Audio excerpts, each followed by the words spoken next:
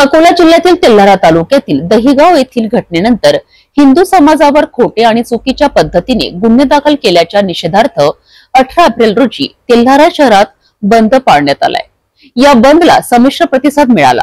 जाणून घेऊया या घटनेचा आणि बंदचा सविस्तर वृत्तांत। अकोला जिल्ह्यातील तेल्हारा तालुक्यातील दहिगाव येथे 16 एप्रिल रोजी दहिगाव फाट्यावरील कमानवरील निळ्या झेंड्याच्या कथित अवमान करून धार्मिक भावना दुखावल्याचा आरोप काही स्थानिक नागरिकांनी केला होता।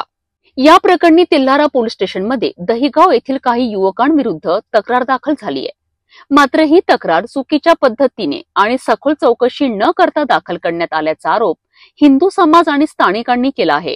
या खोट्या गुन्ह्यांच्या निषेधार्थ समस्त हिंदू संघटना, हिंदू समाज आणि व्यापारी व्यावसायिक वर्ग यांनी स्वयंस्फूर्तीने तेल्हारा शहरात 18 एप्रिल रोजी बंदचे आवाहन केले होते।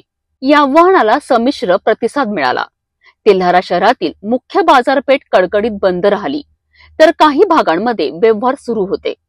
स्थानिकांनी तेल्हारा पोलिसांवर घाईगडबडीने आणि पक्षपातीने गुन्हे दाखल केल्याचा आरोप केला असून हे गुन्हे मागे घेण्याची मागणी केली आहे।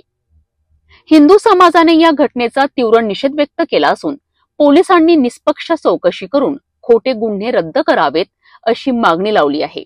या बंद दरम्यान कोणताही अनुचित प्रकार घडला नाही आणि शहरात शांतता कायम होती। तेल्हारा येथील या बंदने हिंदू समाजाच्या निषेधाची तीव्रता दाखवली आहे। पोलीस प्रशासन या प्रकरणात काय कारवाई करते आणि खोट्या गुन्ह्यांच्या आरोपांवर कसा निर्णय घेते हे पाहणे महत्त्वाचे ठरेल आहे।